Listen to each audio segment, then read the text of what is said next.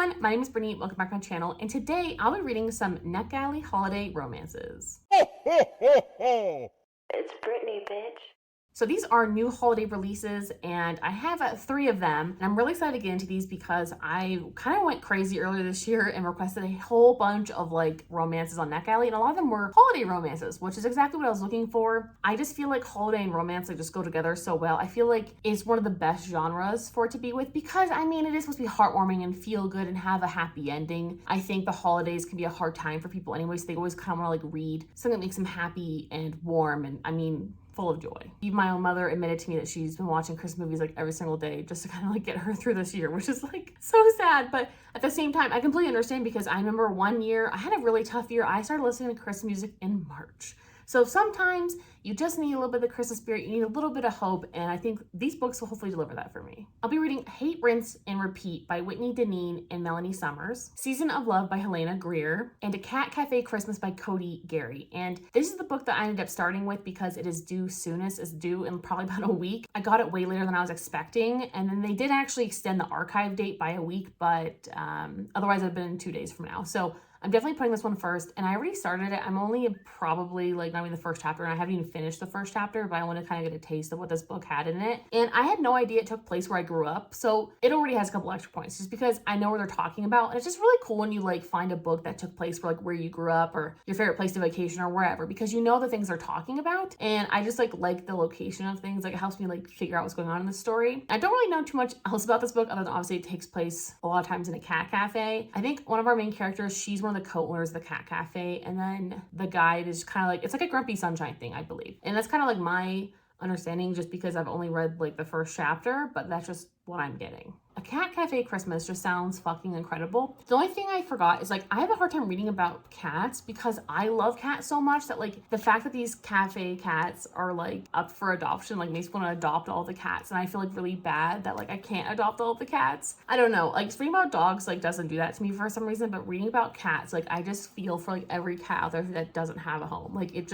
hits me in my heart. I think I'm more of a cat person, and I think that's why, but I forgot. So as soon as I get farther into this, I'll let you guys know how it goes.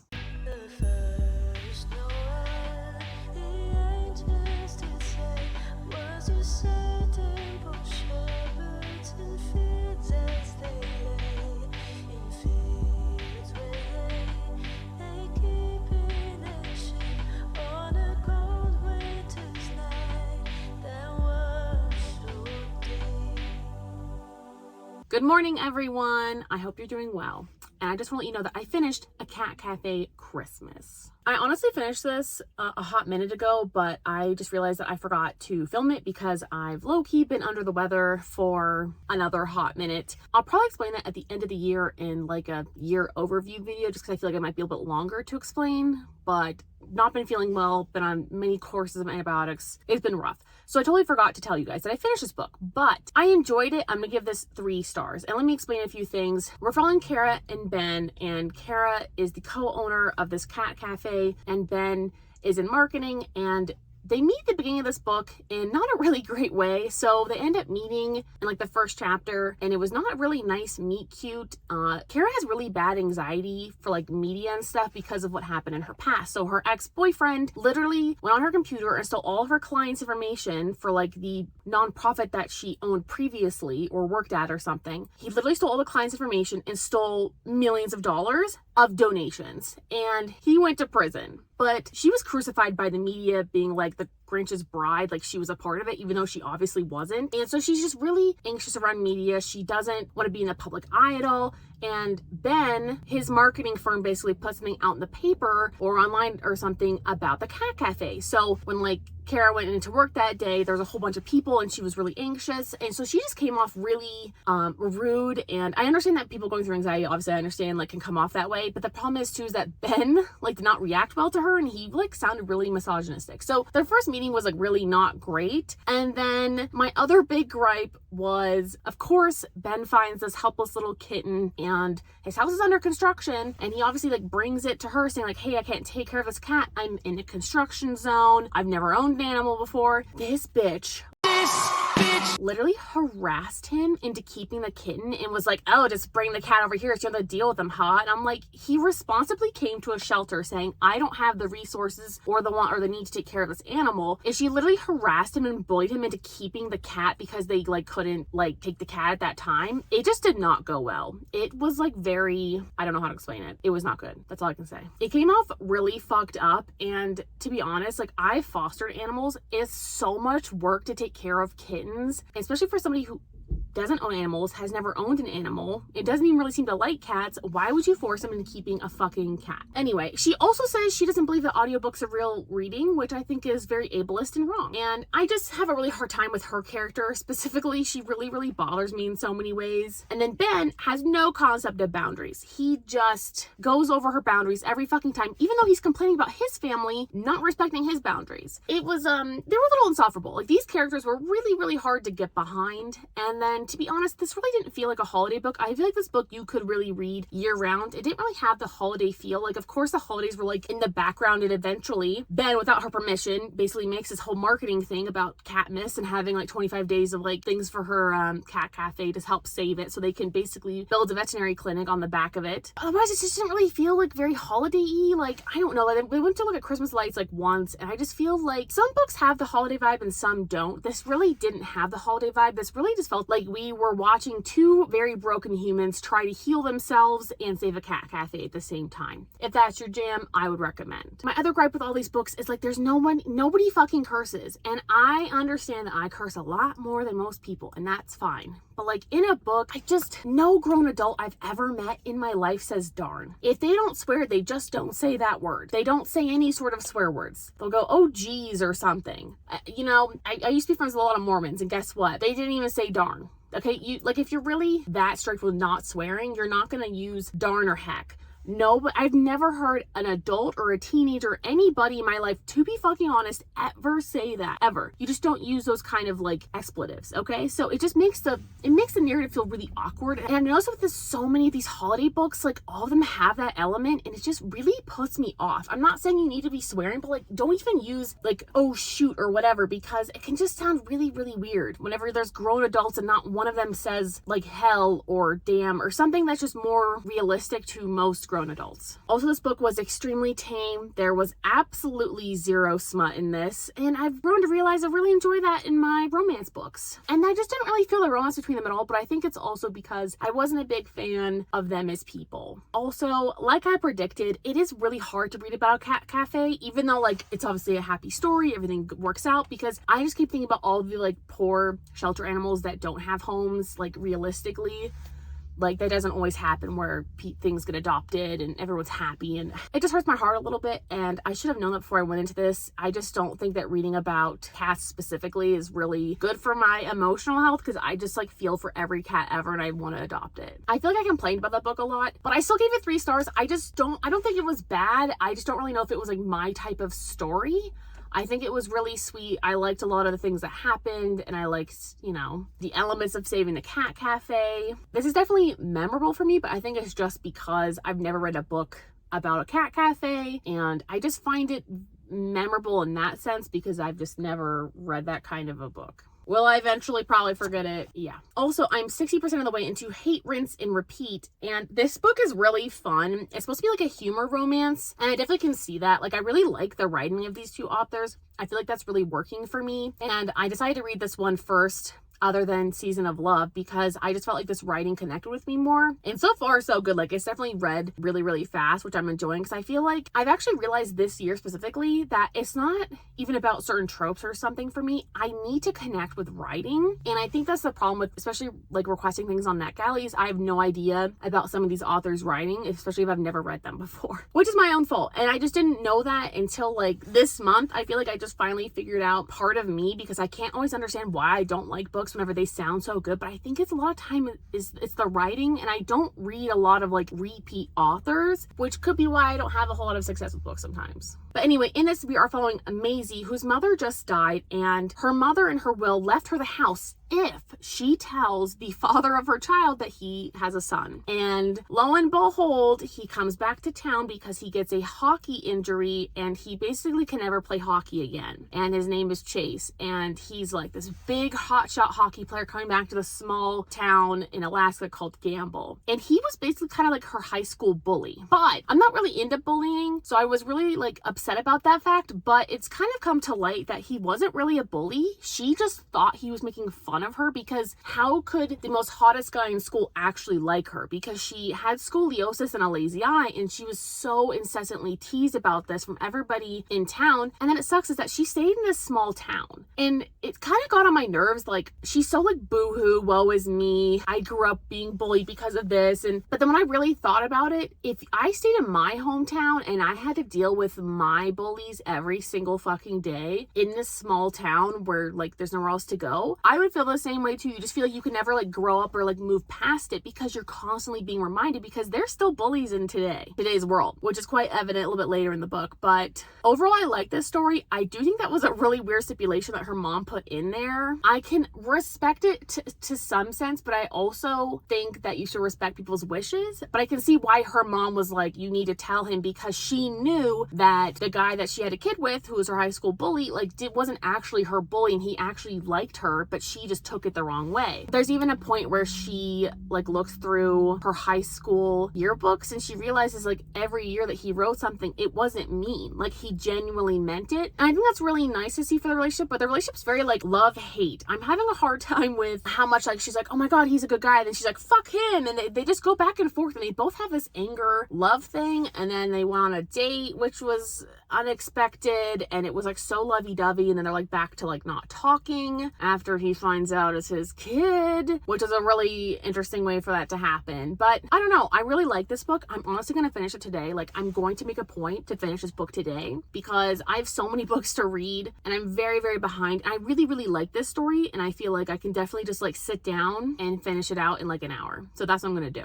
So I'm gonna go home, I'm gonna unpack all my groceries. It's gonna maybe take me a hot minute, and then I'm gonna go grab lunch, and then I will check back in with you guys whenever I finally finish this fucking book. I know the lighting isn't ideal, but I don't care. I really don't feel like going to find my ring light in my room right now, but I want to let you guys know that I did finish Hate, Rinse, Repeat. And I'm not gonna lie, I really enjoyed this book. I think I'm gonna give it 4 stars. I really, really enjoyed the writing, which again is something I'm finally coming to terms with that I need in a book. I really need writing that I connect with, and I just forgot about that like the last 2 years of my life, and I couldn't always figure out why I like certain books and didn't like others.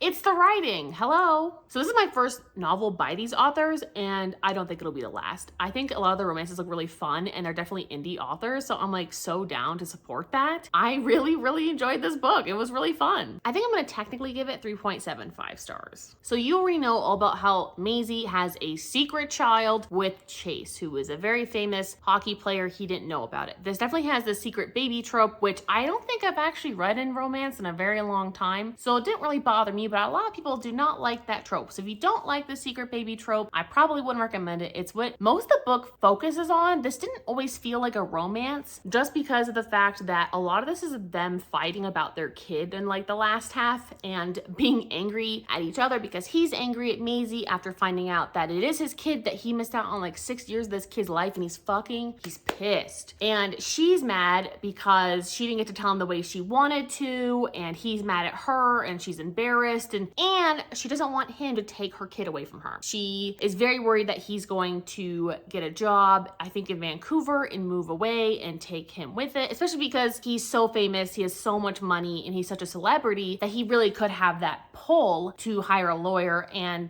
take the kid back for the next 6 years as like repercussions or reparations or whatever. So I understand where they're coming from, but a lot of this book was not really that much of a romance half the time. But I'm okay with it because I kind of need a little bit of a break. I kind of like this focus so much on family drama and other characters, and you can really tell the small town vibes because there are a lot of pieces of shit in that little small town, and there's a lot of really sweet old ladies that just love everybody. I'm not gonna lie, I definitely laughed a couple times at the family drama because it was quite funny and it was very realistic. It reminded me a lot of when I hung out with a lot of my extended family members and how that goes, and family isn't always the nicest to you, and sometimes, you know, you fight. And it was quite funny, especially because Chase is injured and he needs like his family's help to like pretty much do anything. There was a really awkward dinner and Maisie had to like help him cut up his turkey for Thanksgiving, I think it was. It was quite funny. It's like quietly funny in the background. It's not always overtly in your face like a Christopher Moore book, for example. It definitely just had its own style. I don't know. I mean, overall, I just really enjoy this. It was a really fun time. It was probably my favorite holiday book I've read just because it was such a fast, fun read that I didn't really want to put it down. And even though it wasn't a romance, I kind of wasn't mad that it wasn't like super romancy. I do really wish we would have gotten some smut because I feel like these writers could really do it some justice. But overall, I just thought it was a really fun time. And if you want a really fun, fast holiday read, I would definitely do it. It definitely felt holiday-y or wintry just because also it's snowing. Her car gets stuck in the snow at one point, and there's definitely a little bit of holiday stuff. I'm not sure if I really felt the holiday more than I felt the winter. I definitely feel like this is a good like winter read, but overall it was just really sweet and funny. And this is the third in a series, so I might have a little bit of a problem finding these indie authors at libraries, which is the only thing I don't like about really enjoying some indie authors is like unless you have like Kindle Unlimited or something, it's really difficult sometimes to find these indie authors or even like lesser known authors at libraries. Even though I have access to 3 of them online, it can be really tough to find these books. So would I attempt more from them? Absolutely. And I'm technically on, I think, Whitney Deneen's like newsletter because I got one in my email. So could I read from them in the future? Absolutely. And I would definitely be down to do that. Now, on to Season of Love.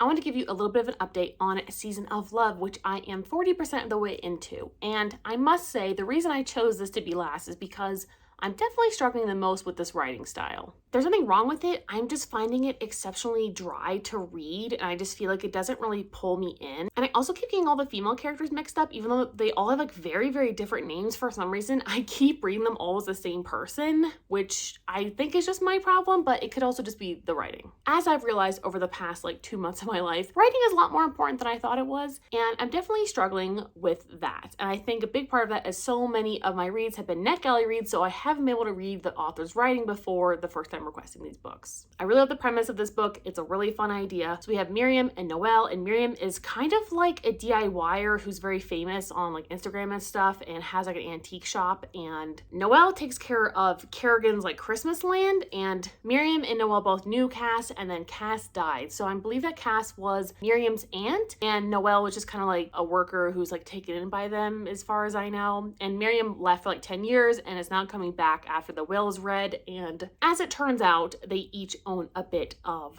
the Christmas land. They're all on a mission to save Christmas land and trying to turn it into something maybe year-round because they're losing so much revenue and all this other fun stuff. So basically, it's forced proximity and they are trying to work through a lot of their own issues. I know that we just found out that Noelle is a past alcoholic and goes to AA meetings, and Miriam has some really bad family trauma, especially with her dad, which we don't really know too much about yet, other than it was obviously pretty bad. I've already been reading this for about a week and I am just kind of struggling at this point, but I'm really trying to get through it. It's not bad by any means. It's just not drawing me in, and I think the writing just isn't as accessible to me. And I think a big part of that obviously is I keep mixing up Hannah, Noelle, Cass, and Miriam. 4 very, very different characters, and for some reason my brain just keeps putting them to the same person. I really don't know why. I could blame me, I could blame the writing, I don't really know, but I'm really struggling with who is who, and I have to keep going back and like rereading parts. So I think that's kind of like dumbing down my enjoyment at the moment. We know that Miriam and Noelle seem to kind of have some feelings for each other, but Miriam is kind of held back by the fact that she has a fiance named Tara in Charleston, South Carolina. And now we're at this point in the book where Tara has come up to surprise Miriam for Thanksgiving. So we'll see what happens from here, but I'm hoping it's good. I like the storyline. Again, I just feel like the writing isn't very accessible to me, even though it's nothing like flowery or crazy. Some writing just captures you and some doesn't. And this one's definitely been a bit of a struggle bus for me, but I'm really trying to finish it this week and I'm gonna do it. I want to give you guys a quick look at my Christmas tree, by the way, which is not even all the way full with presents yet. I still have to wrap all my brother's presents and we're still expecting some from our parents. So it's a very full Christmas, and Kalika just took a shit. So hopefully that doesn't smell that bad. Anyway, I did end up finishing Season of Love, which I'm not really sure what I'm going to rate it. I think I'm going to rate it around 3 stars because I have a lot of issues with the book, but I feel like this book is really important for other people, and I feel like so many of you are going to love this book that I don't want to trash it and discourage you from reading it. The writing style, I think, is just what did this for me. It did me in, and I didn't love it. As I've stated, I just really don't think about how important writing style is for me, but this book, wrapped up in a plot and everything, seems like a 5-star read to me, and I think it definitely is for a lot of people. But for me, I just didn't vibe with the writing. It was way too telling versus showing, and a lot of things got skirted over that I really wanted to see. This book is also very traumatic and has a lot of content warnings, which is noted in the beginning of the book, so definitely pay attention to that, as well as the trigger warnings that I'll have listed in my review. But it's definitely not like the happy, fluffy holiday romance that I've been reading, which I did appreciate. I appreciated that it was deep and it had substance. It's nice not reading like always fluffy romance shit because, you know, romance in real life isn't always fucking fluffy and happy. It's very realistic that we have 2 characters that are working on their trauma and trying to heal, and they fall in love at the same time. And I really love that, especially because these are queer women. One of them is a lesbian and the other is bi, from my understanding, and I really enjoyed that it talked about that a little bit. The whole plot revolves around Kerrigan's, which is Miriam's great aunt Cass's Christmas tree farm that Noelle works at as an arborist. She's like the one who takes care of all the trees. And the great aunt Cass ends up leaving her entire Christmas tree farm to a few select people, which includes Miriam and Noelle. So now they have to work out how to save the Christmas tree farm, because basically, unless they can save it, they're gonna have to sell it. And they're trying to figure out a way to do that. And one of the ways they decide to do that is to turn the Christmas tree farm into something year-round with year-round events, which is brilliant, right? And that's like the main focus of the book. And then on top of that, we're dealing with Miriam's emotional and financial abuse from her father, who is completely off screen during this entire process, but we know exactly what he did later on and kind of how he traumatized her. And then we also have Noelle, and poor Noe was raised by alcoholics and became an alcoholic herself and is now dealing with that, as well as like abandonment issues. So they have a lot of stuff going on. They have a lot of trauma to resolve, and I really appreciated that they were not perfect human beings. And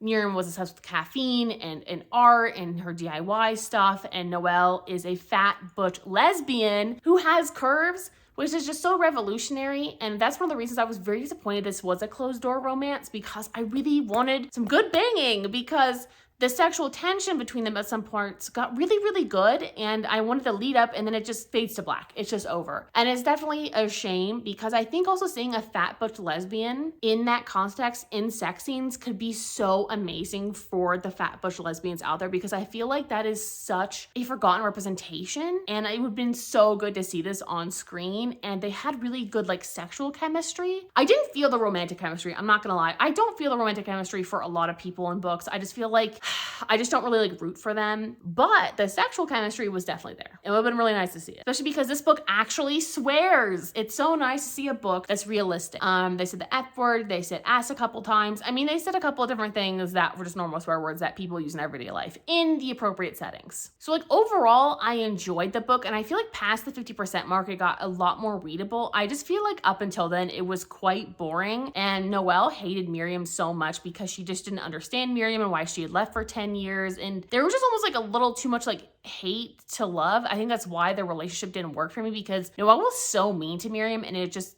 I guess there was like time in between issues, but I just feel like she was almost too mean that I couldn't really like think of her as like a romantic option for Miriam after she had like said those things. Even though I know she was coming from a place of hurt and defensiveness, it just didn't really work for me. If you're looking for a holiday romance with substance that is not all about Christmas, by the way, there is Judaism throughout this entire thing, because a lot of the main characters are Jewish, I would highly recommend this. I think it's a really fun book, and I think a lot of you are going to love it. It just wasn't the 5-star I was hoping for, and a lot of that is definitely just the writing style for me. So keep that in mind, because we all have different writing styles that we prefer. I can't always even say like what about writing doesn't work for me or does, but from the very first page, it just didn't pull me in. But I love the entire premise of this, and I think it's really important for other people to read themselves in books. But I do wish that we talked about Hanukkah more. That's one of the things I was upset that we skirted over, I'm not gonna lie, because it takes place during the same timeline, yet it's like barely mentioned, and and especially we have all these Jewish characters, I really wanted to see more of that. I don't know, I just feel like there were definitely a couple of things that I would have liked to see. There was definitely a few things that were a little too drawn out, and I think the other problem I had was the pacing. This book just felt way longer than it actually needed to be. Like, this is a normal size book, but it took me, I think, a little over a week and a half to finish it, and it just took me way too long to get there just because I was not pulled into the writing style, and sometimes like it just like hindered me from wanting to read. I just feel like it didn't make sense. I couldn't picture it in my mind, you know, all these other things. So that was my biggest deterrent with this, but honestly, I think it's a really fun option, and I think if you're looking for a queer holiday romance, like look no further. All of these books are out and ready for you guys to go ahead and buy them if you are still interested, but I really hope you guys enjoyed this reading vlog. I'm so sorry this is much later than I anticipated, but I hope you're having a really happy holiday season, and I'll see you guys in my next one. Bye!